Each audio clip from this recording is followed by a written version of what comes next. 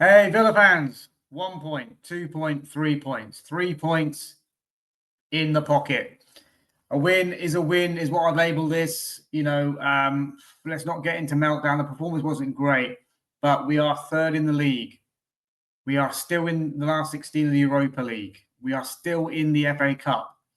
We are doing this without a midfield. We are doing this with a striker that's not hitting form, let's say.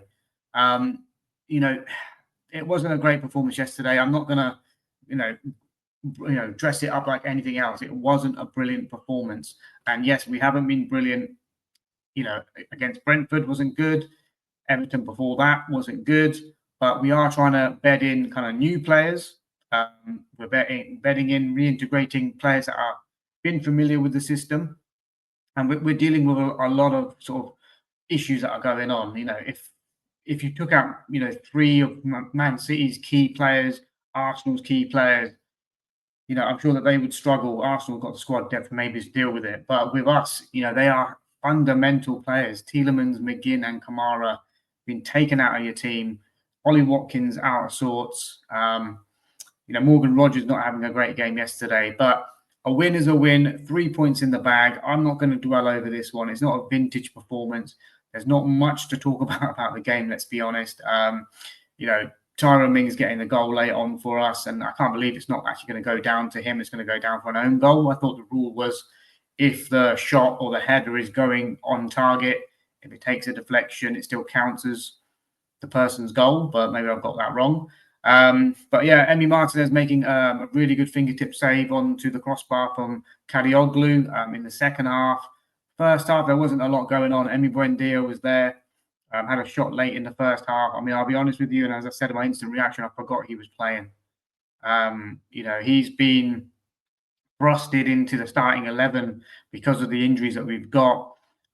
He's not sort of dipping in and out of the team like he was at the first half of the season and starting a few games and off the bench a few games. And, we saw that fiery Argentine energy coming on off the bench and changing games for us sometimes as well. We're not getting that. We're having to rely on him. He's still recovering from a real bad injury. And all of a sudden now he's become, one of the key focal point players. And the same with Jadon Sancho. We didn't see very much of him in the first half of the season. But again, due to our injuries, he's been put into the team.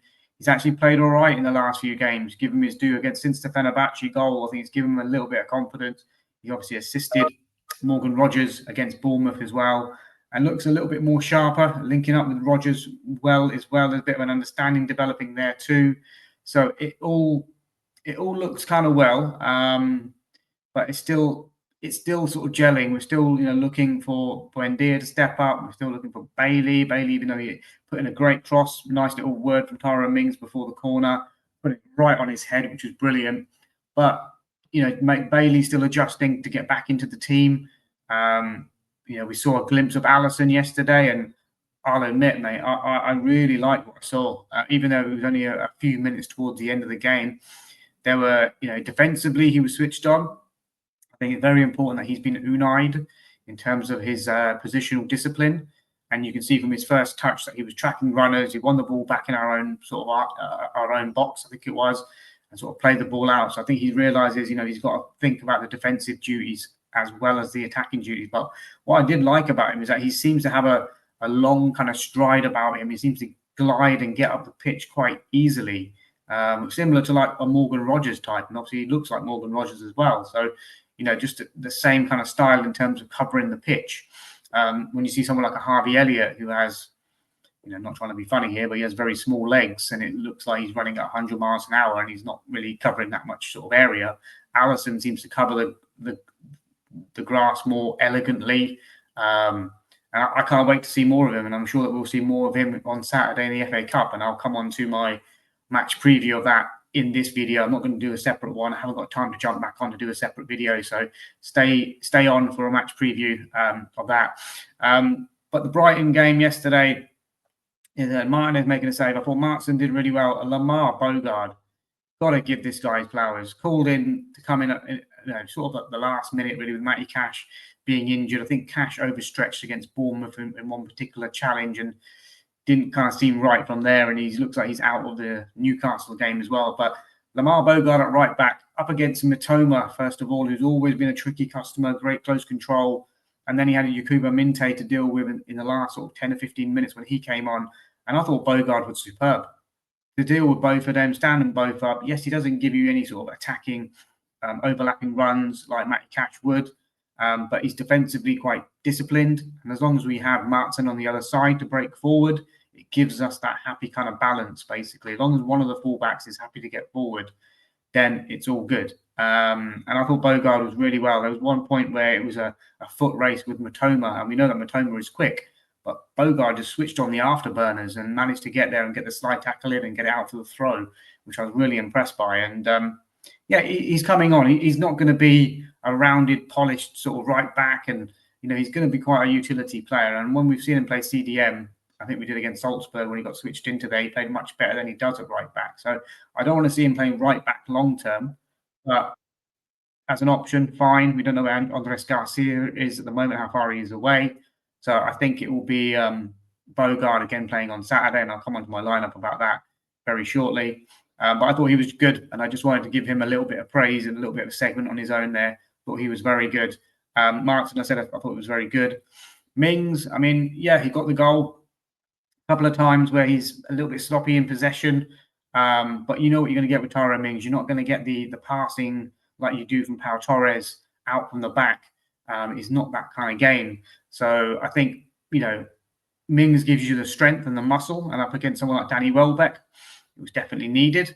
But I think Pau Torres will play on Saturday as well, and I'll come on to that in a moment. But defensive midfield-wise, this is where, Onana did okay. I was expecting a little bit more, maybe. Dougie Luiz, for me, I mean, when we sold Douglas Luiz to Juventus, I mean, he was a fantastic player. Was it like 22, 23 season where he was like player of the season for Villa and up there as one of the best centre midfield players in the Premier League, and Arsenal was sniffing around him at like 50 million or something ridiculous like that.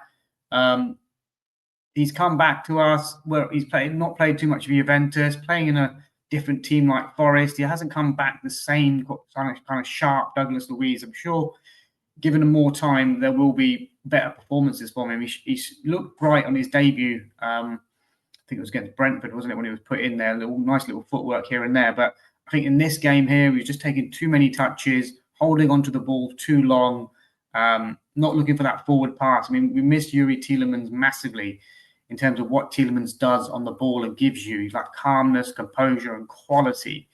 Able to play a forward pass, play it between the lines, get it back again, spray it left and right. Douglas Luiz just doesn't have that kind of the range of passing yet. So I think there's more to come from Douglas Luiz, but I felt as though he had quite a poor game yesterday. I thought, too many touches in midfield, and you can't afford too many touches in there, and there wasn't enough quality going forward with his passing as well. And I mean, on that as well, I mean, we were playing quite a few long balls out from the backs, even from Emi Martinez, playing it long so many times up to Ollie Watkins, and Watkins not able to kind of hold up the ball, and it just kept coming back. And it was almost like, well, if that was the game plan, then Tammy Abraham maybe could have been a better option for us to start up front. But yeah, it was just a bit frustrating. And then the front three, I thought we started brightly with sort of Rodgers and Sancho, a little link up here and there, but it kind of faded massively in the second half. Sancho getting withdrawn as well. But it is what it is. It's 3 points. It's, given the results of Chelsea and Man United, the day before, it was important for us to get a win and just put a bit of a cushion. I think we've got a 5-point cushion now above Man United, which was vital.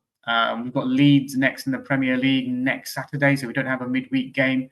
Thank goodness we got into the top 8 of the Europa and didn't have to play in the playoffs and things like that, because as I said, the squad is looking quite thin at the moment. So it's good that we've managed to finish, in the top sort of 2 positions there and get that away leg at Villa Park as well in the knockout. So, but yeah, so for me, win is a win.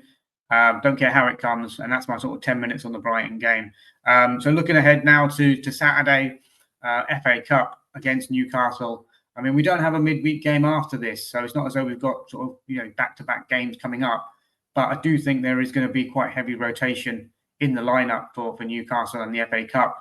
I mean, I always want us to win games, whether it's FA Cup or Carabao Cup or Intertoto Cup, whatever it is. I always want Villa to win games, so I don't want us just to throw this game and play a team that's not going to be able to compete. I certainly think we will put out a team that can compete, but I think certain players need resting and need to get some recuperation in their legs. But having a quick look at Newcastle, so the last 5 games since we played them and beat them 2-0 at St James's, they've had a 1-1 draw against PSG, where Willock scored for them just on the stroke of half time. They had a 4-1 loss to Liverpool, Anthony Gordon giving Newcastle the lead, but then Liverpool coming back strong with a 4-1 win. They lost 3-1 to Manchester City, so a tough run of games there, PSG, Liverpool and Man City. Elanga getting a goal for Newcastle, and he's been quite maligned by the Newcastle fans in terms of what he's kind of produced on the pitch for them.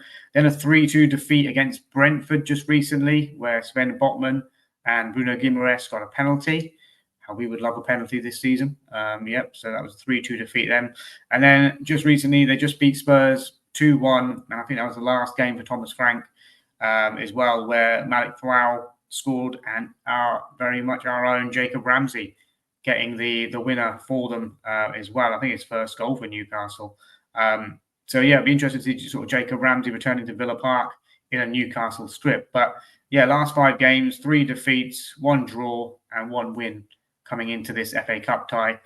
Obviously, they've still got aspirations to sort of get European places. They're obviously in the Champions League themselves at the moment. Could they make a push for that fifth spot? So would they look to rotate and rest some players for this? I'm not too sure. They have got injuries of their own, like Livermento's out injured, Fabian Schär, Joe Linton is ruled out of this game, which is big because obviously he's always had he's always quite a competitive midfield player for us, and Lewis Miley is 50-50 for them as well.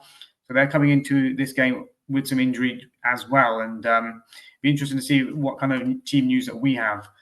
Their top goal scorers: Harvey Barnes 12, Anthony Gordon 10, Nick Walter-Made 9, who's fallen off the boil at the moment, but I'm sure that he'll come good again, and Saturday could be a good time for him to come good for them. And Bruno Guimaraes with 9 goals as well this season and 7 assists.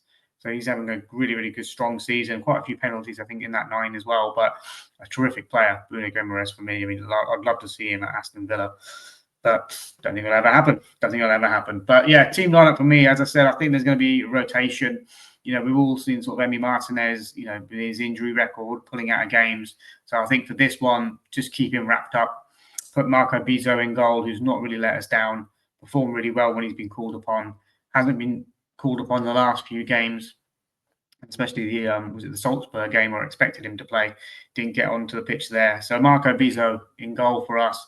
Right back, I think Matty Cash has already been ruled out for this. Andres Garcia, I don't know how far away he is. I think it was 3 weeks, and that was only sort of 2 weeks ago. So maybe he's still got another week to go. But Lamar Bogard stepped in at right back last night. Didn't put a foot wrong, really. Arguably man of the match for us. Really solid performance. So go with Lamar Bogard at right back.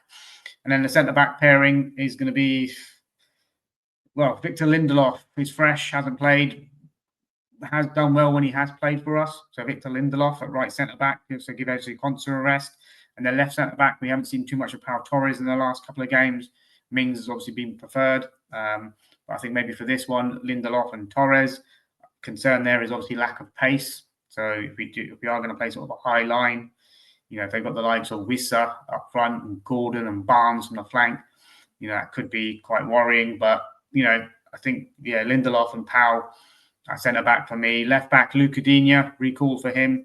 Give Ian Martin a bit of a rest. I'm not sure that Unai Emery will make as many changes as this, but this is just, to basically keep certain players wrapped up. Like, I think Ezri Konsa needs a rest, and I don't want to see him get injured, so he's definitely going to be rested. Luca Digne or Ian Martin, they could both play in this game realistically, but and obviously we saw Luca Digne have a shocker against Bournemouth, against the pace of Rayan. I mean, how would he be up against the pace of someone like Harvey Barnes running at him? Obviously, Anthony Gordon up against Lamar Bogard is another one as well. So, do we need something going the other way in terms of attacking? Do we need an Ian Martin at left back just to push, Harvey Barnes back a little bit? So yeah, it wouldn't surprise me if Luca Digne did start in the game though. And then the double pivot in midfield, they're without Joe Linton by the sounds of it, which is obviously their big physical muscle. They've also got Tonali still, who's a good player. Lewis Miley, 50-50. So, I'd imagine it would be Jacob Ramsey, Tonali, and Bruno Guimaraes in that midfield, which is still quite strong. Tonali maybe as a sitting midfield player, and Ramsey and Guimaraes sort of getting forwards. So we are going to need some physicality in there. But Amadou Onana is someone who spends a lot of time on the floor, puts a lot of energy into his games and performances, and maybe he needs to have a little rest for this from the start, especially if there's no Joe Linton. And I think Douglas Luiz still working his way up in terms of minutes. I would go with Douglas Luiz again, but I would pair him with Ross Barkley, who we saw come on, and I thought he started in the number 10 position and then dropped back a little bit. I thought he looks calm and assured on the ball. And he might be a player who maybe be able to get us playing through the lines and playing the ball forward a bit quicker, maybe than sort of an Amadou Onana type. So for me, Ross Barkley to come in at CDM alongside Douglas Luiz. Let's see it. This is a chance to try it if we're going to try it. So why not? And then ahead of that, Leon Bailey coming off the bench, assisting with that cross in the corner. A chance for him to start a game at Villa Park here, I think would be a good one to see, maybe as on the right wing. On the left-hand side, we saw a little glimpse of Alisson. Is it time for him to have a start, maybe have an hour, see how he gets on at Villa Park, run at the Newcastle defence, bit of unknown quantity, I think it would be good to see what he can do. Alisson, obviously you have someone like Luca Digne behind him as well, experienced head, kind of talking to him, giving him advice and, providing that defensive cover. And then as the attacking midfield player behind the front man, we've got Morgan Rogers, and Morgan Rogers doesn't seem to ever get dropped. But I think for this game, I think he did get dropped for the Salzburg game, didn't he? I think for this game, I would take him out the firing line. I would put in, I know Emi Buendia has not played his best football. I would give Emi Buendia 45 minutes. Let's see how he gets on, see if he can affect the game, link up with Bailey and Alisson perhaps, and see how they get on there. And then going with Tammy Abraham up front, who again didn't start against Brighton. And I think he's due to start now. And I think, this is where he can play from the start here. And I know Watkins came, scored against Newcastle in the reverse fixture. Maybe he can come on towards the end of the game. So for me, Leon Bailey, Emi Buendia and Alisson behind Tammy Abraham. And then on the bench, you put all the big boys on there. So Emi Martinez, Tyrone Mings, Ezri Konsa, Ian Martson, Amadou Onana, Morgan Rogers. I've got George Hemmings on there as well, Jadon Sancho and Ollie Watkins as your sort of 9 subs there. Because we don't have any youth players. People are saying, just play the youngsters, We don't have any youngsters. They're all out on loan. Jim Aloba went. Bren Brogio scored yesterday for Falkirk. He's gone out on loan. Caden Young's gone to Reading. So all the players that we could have played, that maybe played against Salzburg that came on, they're not with us anymore. So we don't have any option to play any kind of real youngsters. I think we're just going to have to go with experienced second string lineup. But that's my lineup for the game anyway. So let me know what you think, guys. I mean, is that too many changes? Is it too slow at the back with Lindelof and Pau Torres, Ross Barkley and Douglas Luiz in midfield against their 3? Is that going to be enough? Emi Buendia has been really poor. Does he need to come off and maybe put his energy from the bench, put that, fiery Argentine energy coming on from, on the hour mark? Maybe we do start Morgan Rogers. I think Emery will value the FA Cup, will respect it. But I think at the same time, there will be changes. I'm looking forward to seeing Alisson. I think he's going to be interesting to watch, to see how he gets on. I think if you have Luca Digne behind him, giving that insurance policy and that defensive cover, just let him fly. Just feed him the ball and let him just run and enjoy himself. And hopefully he can do similar to what Rayan has done for Bournemouth early on in his career. Link up with Tammy Abraham and see how we go from there. But I'm going to go with it's going to be, depends on the Newcastle lineup and how serious they take it as well and what kind of players they rest. But I imagine that they will go strong because they want to win a competition.